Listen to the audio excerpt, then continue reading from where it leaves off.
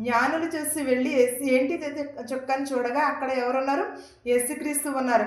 వెళ్ళి సాంబ్రాణిను భవనములను అన్నీ కూడా వెండి బంగారములు కూడా ఇచ్చి ఉన్నారు. కానీ అన్నీ ఇచ్చారు, కానీ రక్షకుడికి స్థలం ఉన్నదంటారా? స్థలము లేదు.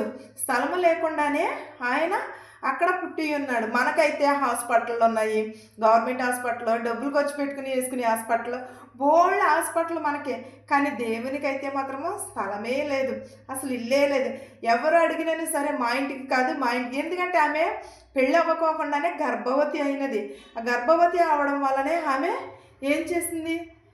గర్భవతి అయినందువలన వారందరూ కూడా స్థలం లేకుండా యేసేపు కూడా వదిలేయాలని అనుకున్నారు మరియమ్మ గారిని. కానీ గాబ్రియేల్ అనే దూత వచ్చి వారికి చెప్పగా ఆమె మనసు మార్చుకుని అతను పరిశుద్ధత ద్వారాగానే ఆమె గర్భవతి అయినది.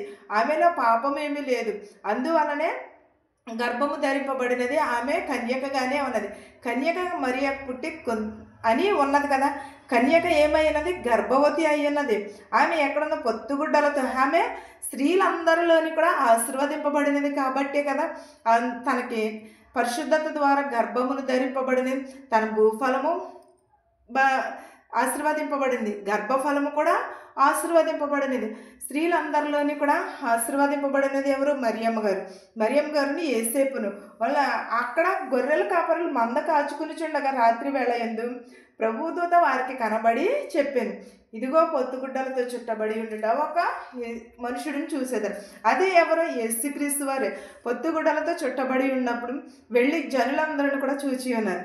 ఆమె ఆ రాత్రి వేళ అందరూ కూడా సర్వోన్నతమైన స్థలములలో దేవునికి మహిమ, ఆయనకి ఇష్టలైన మనుషులకి భూమి మీద సమాధానమును కలుగునని వెళ్ళి వారి సమాధానమును పడి మనుషులము కలుగును గాక అని దేవునికి స్తోత్రము చెల్లించుచుండెను. వారందరికీ కూడా ఏమి కలిగినది? పొత్తిగుడ్డలతో చుట్టబడి ఉండుట, ఒక తొట్టెలో పరుండుకుని ఉండుట చూచెదరని చెప్పి